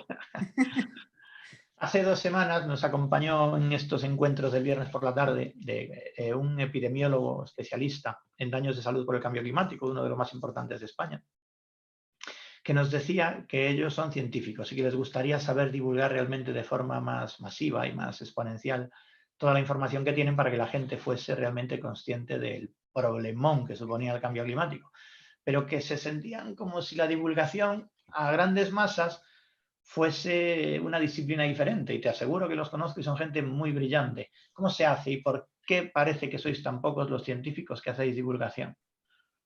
A ver, creo que hay mucha gente que hace divulgación, mucha gente y muy buena divulgación, pero al final ocurre como en cualquier trabajo. O sea, hay figuras que son más sobresalientes que otras o más notables que otras por los motivos que sea, ¿eh? A veces es una cuestión de saber hacerlo bien, a veces es una cuestión de carisma, a veces es suerte, es trabajo, es una mezcla de un montón de cosas. Pero, claro, o sea, no todo el mundo que se dedica a la ciencia sirve para divulgar y al revés tampoco. O sea, no, los mejores divulgadores no tenemos por qué ser los mejores científicos tampoco. O sea, una cosa no está reñida con la otra. Lo que sí que creo que es fundamental desde el punto de vista de un científico que quiere dedicarse a la divulgación es estar en contacto con la gente de verdad. Porque claro, si estamos en un entorno más profesional de la ciencia, claro, hablas en el mismo idioma, entiendes las mismas palabras, o sea, es más fácil comunicarte con, si tu grupo de personas, por ejemplo, si mi grupo de amigos fuesen todos gente que conozco de la ciencia, pues hablo en otros términos, porque no tengo que explicar qué es un átomo, una reacción química o un neurotransmisor, no lo tengo que explicar, ¿no? Porque somos todos del mismo ámbito. Pero si hablas con gente que es pues eso, que tiene otras profesiones o que tiene otra cultura, otro nivel de conocimiento sobre la ciencia, pues tienes que saber adaptarte a eso. Y entonces hay que tener muy clara la vara de medir. Y yo creo que es muchas veces el principal problema que te encuentras en la divulgación cuando no llega, alguna de las cosas es esa, no tener muy clara la vara de medir. Y entonces decir cosas que pues, simplemente utilizando una palabra y no ser consciente de que esa palabra no se entiende, por ejemplo. Y entonces ahí ya generas una barrera que, bueno, a ver, es una cosa difícil de medir. A mí, por ejemplo, me dio tablas el haberme dedicado tanto tiempo a la enseñanza, porque yo antes de ser divulgadora, o cuando empecé a ser divulgadora, también era profesora. Entonces, quieras que no, y además profesora de secundaria, de bachillerato, o sea, que no, que tenía que traducir las cosas para que los chavales lo entendieran bien. Y lo hacía bastante bien. Y entonces, bueno, ya te da una vara de medir. Y luego el hablar con gente de todas las disciplinas para saber cómo comunicarlo y qué es lo que sabe la gente y lo que no. Sin ser condescendiente, sin pasarte de vueltas, eso, utilizando vocabulario, cosas que sabes que a lo mejor, pues eso, no se pueden entender, porque yo qué sé, si eres de fuera del ámbito, pues no lo tienes por qué entender. Y bueno, en mi caso, por ejemplo, yo una de las cosas que creo que aporto es, sí que hago una divulgación que tiene cierto punto de exigencia, porque no, o sea, no hago una divulgación de humor ni nada, sí que está muy guay, pero no es mi target, porque no soy graciosa. Tengo otras virtudes, pero no soy graciosa. Y soy una persona más intensa, pues hablo desde un punto de vista, pues eso, un poco más exigente, por ahí, por mi forma de escribir o por mi forma de expresarme, y está bien también, es decir, cada uno tiene que encontrar su nicho. Por ejemplo, yo conozco a divulgadores que son fantásticos y que también se les da fenomenal, pues eso, el humor, o se les da fenomenal el teatro. Entonces, claro, dicen, pues tengo esta habilidad, que es una habilidad de comunicación, pues la voy a mezclar con todo el conocimiento que tengo de ciencia y además bajarlo a la tierra. Y esa es la forma de hacerlo. O sea, que cada uno busque en sí mismo, que no copie a nadie, porque, o sea, está bien fijarse en los demás, pero sin copiar, porque si finges, yo creo que se pierde la gracia. Creo que una de las cosas que hacen que unos divulgadores pues sobresalgamos más que otros es pues que conectes, o esa naturalidad, o que haya un tipo de conexión, que le guste a la gente lo que cuentas y cómo lo cuentas. No solo lo que cuentas, sino cómo lo cuentas. Pues mira, seguro que hay un montón de gente fijándose en nosotros, pero ahora se va a fijar mucho en ti, Ana, que es la primera persona que te pregunta algo. Dice, en tiempos en que nos damos cuenta de la necesidad de ciencia para sobrevivir, ¿cree usted que en España se ha apostado por la ciencia en los últimos años? De hecho, apunta, mi hija ha estudiado una carrera de ciencias con muy buen expediente y tiene una dificultad enorme para trabajar en España en lo que estudió. Ya, a ver, es pregunta difícil, porque yo creo que una de las cosas que ocurre cuando estudias ciencia, lo digo por experiencia, yo termino la carrera de química, pero ya cuando estaba en el último año, todo lo que conoces de la ciencia crees que solo sucede en la universidad. Y sí que es verdad que en la universidad o el entorno académico se hace mucha ciencia y muy buena ciencia. Pero no solo ocurre ahí. Y a veces nos cerramos un poco a esa salida profesional. Si su hija acaba de terminar una carrera, la carrera científica que sea, a lo mejor ya dice, bueno, pues ahora hago el máster y luego hago el doctorado y luego intento sacar la beca de no sé qué para hacer un postdoc, y es entrar en ese circuito académico que sabemos que es precario. O sea, ahí sí que tenemos un problema. Es un circuito muy precario porque al final vas a estar teniendo pues, un trabajo, pues a lo mejor contratos de meses o contratos a cambio de muy poco salario, hasta más de los 30. ¿Sabes? Si te metes en ese circuito. Hay excepciones, pero en general es lo que ocurre. Entonces, hay vida más allá de la academia. O sea, está fenomenal. Yo, de hecho, estoy haciendo el doctorado ahora. O sea, soy mujer adulta que decide hacer el doctorado ahora. Aparte de mi vida profesional, es como un mundo aparte. Pero hay otro tipo de cosas. Y otro tipo de cosas no quiere decir que te salgas de la línea de lo que tú estás haciendo. Es decir, hay mucha empresa privada, por ejemplo, que también hace investigación y se desconoce, o muchos centros de investigación que no están directamente ligados a la universidad en la que hayas estudiado, y también puedes optar a ello. Entonces lo que hay que abrir es un poco el abanico de posibilidades y que además la gente que estudiamos ciencia servimos para tantas cosas. O sea, claro, por ejemplo, carreras más de ciencia básica, física, química, biología, es que podemos entrar en prácticamente cualquier tipo de industria y dedicarnos a lo que nos gusta. O sea, un químico puede trabajar desde un laboratorio farmacéutico, algo a una empresa que se dedique a la energía, a la sostenibilidad. Hay un montón, hay un abanico muy grande de posibilidades. Entonces, que no se cierre ninguna, porque a lo mejor se acaba de salir de la carrera, cree que solo hay un camino, y si ese camino no le sale, se va a frustrar. Y hay otros caminos más allá de seguir en la academia, que también es un buen camino, pero que sepa que no es el único. Nos pregunta JJ.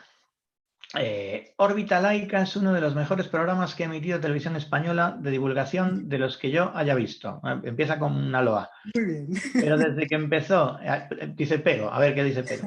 Pero desde que empezó, y pese a que nadie ha dudado de lo bueno que es, pasó del domingo al miércoles, después al martes, después otra vez al domingo y esta última temporada los lunes. Por tanto, han tenido que competir en parrilla con Sálvame, Operación Triunfo, La Isla de los Famosos, que siempre han tenido más audiencia. ¿Realmente la televisión pública se toma en serio esto de la ciencia o simplemente cubre el expediente? En cualquier caso, termina, enhorabuena por vuestro trabajo. Bueno, pues muchas gracias. Sí, la tele se toma en serio la ciencia, o sea, absolutamente. De hecho, no hay más que ver todo el curro que hay detrás para sacar cada uno de los programas de Órbita Laica. O sea, la cantidad de gente que trabaja ahí, al ritmo que trabaja, al nivel que trabaja. O sea, para eso no es hacer un programilla para cubrir el espacio y ya está. Hay mucho curro detrás y muchos grandes profesionales detrás para que salga. O sea, cualquier pequeño experimento que sale ahí en el programa, hay muchísimo trabajo detrás. O sea, no es una cosa que se resuelva en un segundo. Trabajo de preparar el guión, de que alguien te lo revise, de que, ¿sabes?, de que pensar en temas es un trabajazo. O sea, no se hace porque sí. Y bueno, a ver, con respecto a otro tipo de programación, que sí que lógicamente tiene más audiencia que Órbita Laica, un Sálvame tiene más audiencia que Órbita Laica, pero bueno, aún así, la última temporada que emitimos de Órbita rompió los esquemas, o sea, en cuestión de share, o sea, nos ve muchísima gente, estamos en prime time, nos mantuvieron durante toda la emisión de la temporada en prime time y el mismo día de la semana, con lo cual el programa funciona. Y para la cadena en la que está funciona además especialmente bien, o sea que no nos podemos quejar. Y luego, ahí sí, hay otros formatos y otras formas de entretenimiento y hay Sálvames y hay este tipo de programas y una cosa no está reñida con la otra. O sea, yo al principio podría pensar, bueno, no es el mismo target, ¿no? No es la misma gente la que ve ese tipo de programas que ve Órbita Laica, pero sí también. O sea, quiero decir, puedes ver un programa de ese tipo, que al final es entretenimiento Y, bueno, te puede interesar un programa como Mujeres y Hombres y te puede interesar Órbita Laica. O sea, no está reñida una cosa con la otra. Puedes ver absolutamente todo. Porque una cosa que me llevó tiempo entender, va a parecer una obviedad, pero la tengo muy clara, es que la divulgación científica es una forma de ocio también.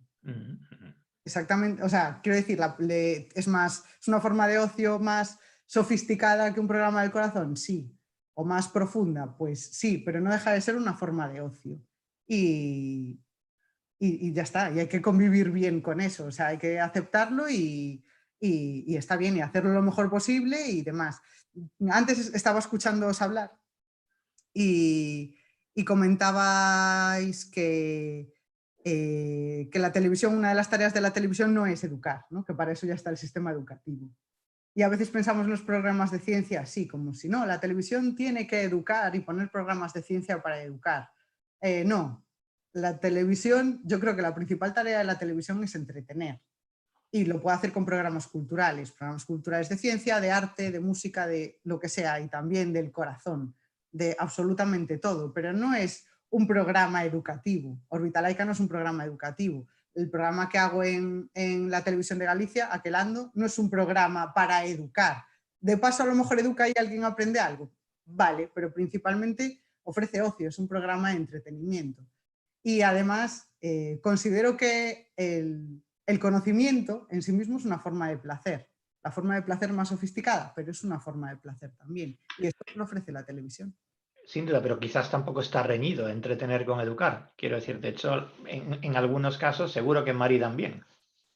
Sí, claro, de hecho, o sea, Órbita Laica, quieras que no, acaba educando y eso, Aquelando exactamente igual, o sea, porque al final la gente sí que aprende cosas con ese programa, igual que aprende con cualquier otro programa cultural. O sea, no está de más, pero no creo que sea el cometido único. O sea, no creo que sea un programa, no es una clase magistral, no es lo mismo que se pretende hacer desde el sistema educativo. Es algo diferente, o sea, es algo que de paso aprendes cosas, pero también aprendes cosas viendo una película, quieras o no. O sea, aprendes cosas con absolutamente todo, pero sobre todo no hay que, o sea, no pierde importancia por reconocer que es una forma de ocio. O sea, es muy importante también eso.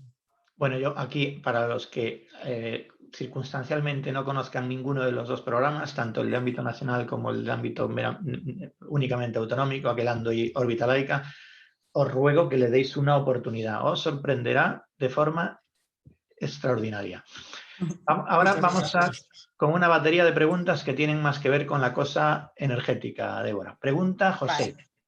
¿Qué opinión le merece el nivel de desarrollo de los sistemas de almacenamiento de electricidad domésticos de ion litio? En países como Australia se está empezando a universalizar para aprovechar los sistemas de generación de autoconsumo y con coches eléctricos en todo el mundo. ¿Cree que el uso de las baterías puede acabar suponiendo un problema ambiental mayor del que se pretende evitar? Pregunta compleja, porque yo creo que más que problema ambiental, que lo habrá, es un problema de todos los ámbitos. Va a ser un problema social, un problema político, un problema económico. A ver, las baterías que estamos haciendo, pues las baterías de litio, ¿no? Por ejemplo, el 85% del litio se saca de lo que se llama el triángulo del litio, ¿no? Argentina, Bolivia y Chile. Es decir, está muy localizado en una zona geográfica muy concreta. El litio, por ejemplo, para dispositivos electrónicos, todo lo que son las tierras raras, ¿no? O sea, todos esos elementos químicos que también están localizados en zonas geográficas muy concretas. Y también es importante saber cómo funciona, pues eso, a nivel político, a nivel social, cómo se están haciendo esas extracciones. Bueno, o sea, quiero decir, puede llegar a ser un problema, pues eso, un problema incluso desde el punto de vista político. Luego, sí, el litio se está reciclando todo, se está recuperando las tierras raras, por ejemplo, a nivel de dispositivos electrónicos, de los móviles, por ejemplo, que se recicla. No llega, creo que la cifra ni al 1%. O sea, estamos trayendo constantemente metales, algunos incluso metales preciosos, oro, plata, o sea, hay metales así de exquisitos en nuestros teléfonos móviles. Y la mayoría de ellos ni siquiera se recicla. Con lo cual, sí, también tenemos un problema de sostenibilidad, un problema medioambiental, o sea, de todo. Desde el punto de vista, si nos abstraemos del mundo y vemos cómo funciona una batería de litio, pues sí, es una cosa extraordinaria, fantástica, y qué bien que hayamos descubierto cómo hacer baterías por fin con litio. Bueno, para quien nos esté escuchando, ¿por qué el litio mola tanto? El litio mola muchísimo porque es un metal que se oxida muy fácilmente. Que se oxide quiere decir que regala sus electrones. Y los electrones moviéndose de un sitio para otro, eso es lo que llamamos electricidad. Entonces, es estupendo un metal que regale electrones, porque si los regalas, que se mueven por ahí, genera electricidad muy fácilmente. ¿Qué ocurre? Que regale electrones tan fácil también es un problema. O sea, lo que es una virtud puede ser un problema de cómo controlas eso, porque si tú coges un trozo de litio, ya solo en contacto con el aire se oxida solo, o sea, reacciona hasta con el aire. Lo echas en agua, reacciona de forma casi explosiva con el agua. O sea, le da electrones a cualquiera que pase por ahí, y eso es un problema. Por eso es un gran avance haber desarrollado baterías con litio, porque ya sabemos cómo manejar ese material que tiene esas grandes ventajas y que los inconvenientes los sepamos controlar, ¿no? Entonces ya hacemos ahora, bueno, los dos polos de esas baterías, el ánodo y el cátodo, pues los hacemos con unos materiales muy concretos que apilan ese litio, de hecho como casi átomo a átomo, en una especie de estantes, para que el litio recircule, vayan para un lado, para el otro, te doy el electrón, ahora me lo vuelvo a coger, ahora te lo vuelvo a dar, ahora lo vuelvo a coger, y que tengan muchísima duración esas baterías. O sea que desde el punto de vista científico y tecnológico son una pasada las baterías de litio y hay que apostar por seguir investigando en baterías de litio y hacer cosas con baterías de litio. ¿Problema? Pues lo que decía al principio, todo lo que tiene que ver con de dónde viene el litio mayoritariamente y eso, y el problema de que nos quedamos sin él, no solo sin litio, sino con otros muchos metales, sobre todo tierras raras, que extraemos de zonas geográficas muy, muy concretas y en qué condiciones se extraen. O sea, quiero decir, también hay una parte social o humanitaria que hay que tener en cuenta. Sí, seguramente en la variable también entraría que la contraparte de combustionar petróleo, gasoil, también se extrae en sitios complicados y también da problemas de sostenibilidad y de geopolítica enormes también. Entonces, igual es una cuestión de males menores, males mayores, no sé. Pregunta Ismael desde Madrid. ¿Cuál crees que es el papel que juega la química en combatir el cambio climático?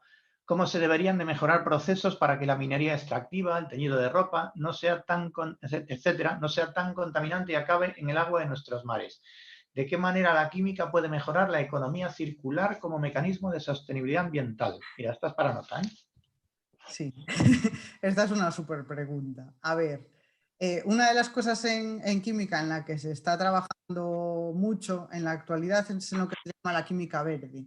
La química verde es, que la palabra se entienda bien, porque puede parecer una cosa un poco no científica. O sea, no es ecologismo de hippie, por así decir. O sea, química verde es aplicar todos los conocimientos que tenemos en química para que todos los procesos químicos sean mucho más sostenibles, ¿no? O que generen un menor impacto medioambiental, o que se gasten, que haya un nivel menor de gasto de materias primas. O sea, cómo utilizar toda la potencia y todo el conocimiento que tenemos en química para hacer las cosas mejor. Y eso es lo que llamamos química verde. La química verde, bueno, se empezó a llamar así en los años 90, un químico que se llama Paul Anastas, que definió una serie de principios de esto es lo que debería ser la química si queremos ser medioambientalmente responsables.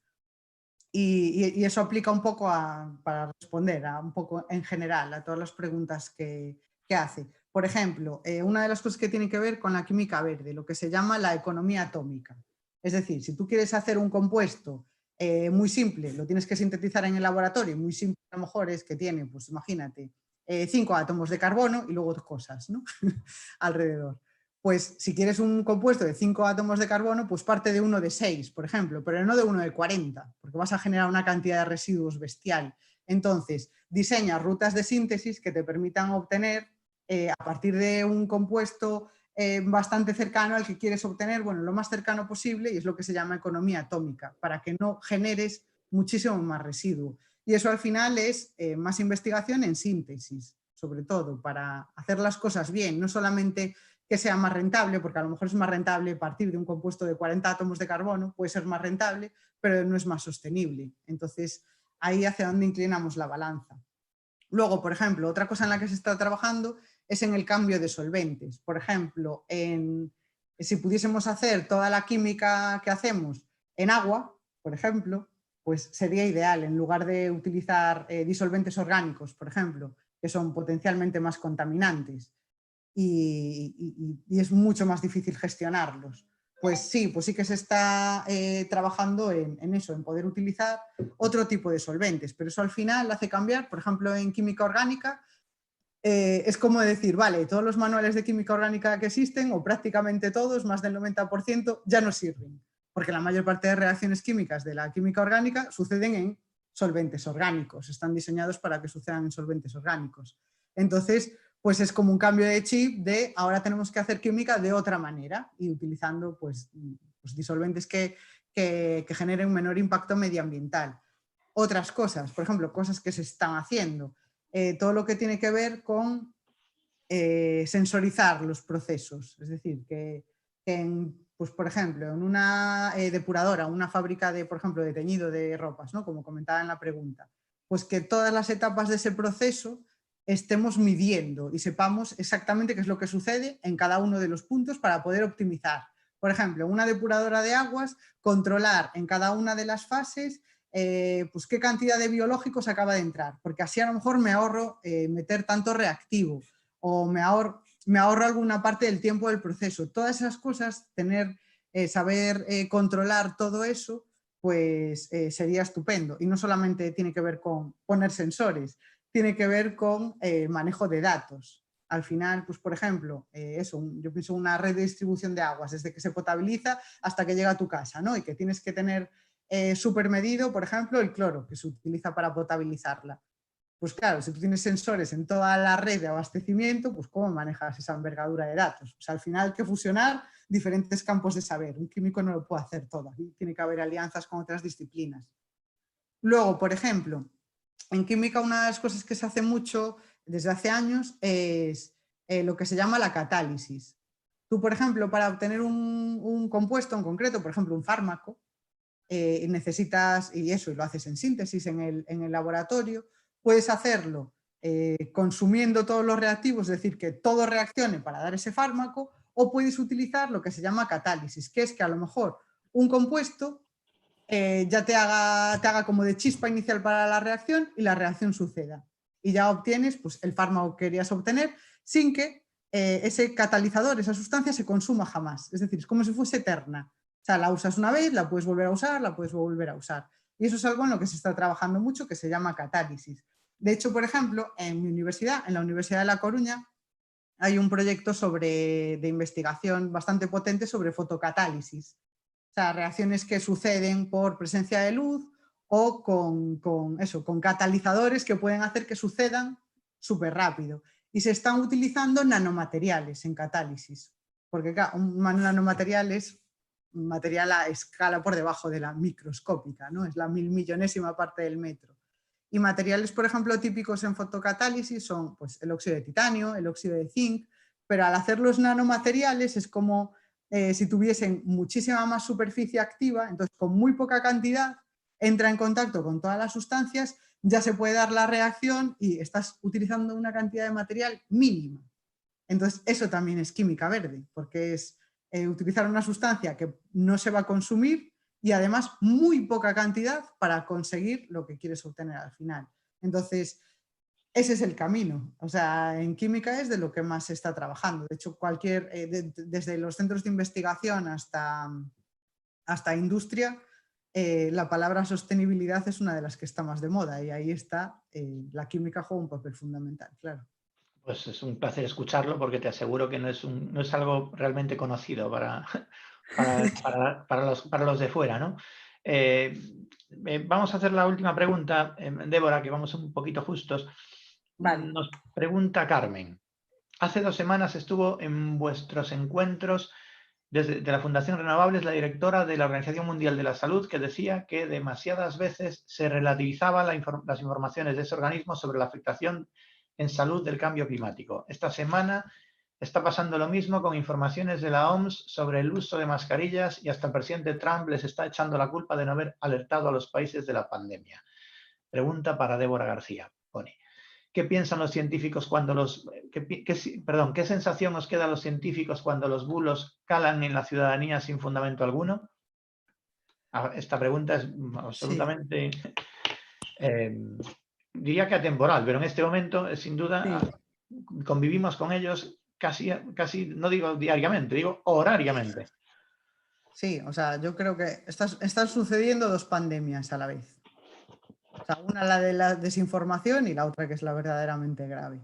Pero la de la desinformación, o sea, ya lleva tiempo sucediendo, pero o sea, con lo que está ocurriendo ahora es, no sé, o sea, a mí me agobia incluso, porque es todos los días una cantidad de desinformación la que se produce y además que acabemos eso, hasta dudando de las autoridades sanitarias, o sea, hasta ese punto. Pero no solamente cualquiera, o sea, yo uno de los problemas que veo, que fue una de las cosas sobre las que estuve hablando en mis redes sociales, en mis últimos artículos sobre la pandemia, es que incluso desde la comunicación científica hay una parte pequeña, pero ruidosa, que también pone en cuestión a las autoridades sanitarias. O sea, yo creo que ahora más que nunca los que nos dedicamos a la comunicación científica tenemos que ser responsables. Y lo que no podemos hacer ahora, bueno, ni ahora ni nunca, ¿no? Pero precisamente ahora es poner en duda lo que se dice desde las autoridades. Quiero decir, cuando la Organización Mundial de la Salud da una recomendación de lo que sea, de distancia de seguridad, de lávate las manos, de no te hagas una mascarilla casera con cualquier cosa que encuentres por casa. Cuando nos da ese tipo de recomendaciones, creo que el papel en este momento de los comunicadores científicos es, por un lado, ser altavoz de lo que dicen las autoridades sanitarias y, por otro lado, tratar de explicar, cada uno desde nuestra parcela de conocimiento, por qué dan esas recomendaciones. Porque a veces nos pueden parecer, o a la gente le puede parecer que no tienen mucho sentido común o que son contradictorias, y nuestra tarea es explicar por qué y explicar que pueden cambiar. Porque tal y como se están desarrollando los acontecimientos, las cosas cambian, cada vez sabemos más sobre este virus, sobre cómo se transmite y entonces pues nos tenemos que ir adaptando y lo estamos intentando hacer lo mejor posible. Y lo que hacen las autoridades sanitarias es recopilar toda la evidencia científica que estamos generando para poder dar las mejores recomendaciones a los demás. O sea, no es para hacernos daño y los comunicadores científicos, desde luego, por responsabilidad, lo que no deberíamos hacer en ningún caso es cuestionarlo. Porque ya va a haber mucha gente desinformadora o ignorante que vaya a desinformar porque sí o que lo vaya a cuestionar porque sí. Pues entonces, desde la comunidad científica y desde la comunicación, lo que debemos hacer es tratar de frenar todo eso. Y frenarlo aportando información. O sea, porque yo creo que una de las cosas que también está forzando el que se esparza tanta desinformación por ahí, a veces también es por tratar de desmentir tantísimos bulos. Porque a veces hasta les damos un poco hacemos más ruido. Porque cualquiera que dice una tontería, al final decimos, no, eso es mentira. Y tratando de explicar, aún haces más eco de esa tontería que acaban de decir. Y entonces, claro, es que es muy cansado y entonces no podemos estar siempre desmintiendo el bulo, del bulo, del bulo, del bulo, que se ha convertido casi en un negocio, desmentir el bulo, del bulo, del bulo, porque les estamos dando todavía más pábulo. Yo, por ejemplo, estuve revisando hace poco hasta el recopilatorio que hizo la OMS, la Organización Mundial de la Salud, sobre bulos de cosas para combatir el coronavirus desde tu casa. Y te explota la cabeza la cantidad de tonterías que hay ahí. O sea, que hasta hizo tarjetones divulgativos, infografías hizo la Organización Mundial de la Salud, mucho dibujito y poca letra, para que se entienda bien, sobre pues, tonterías del tipo fumar. Fumar previene el coronavirus. O sea, existe ese bulo. Es absurdo.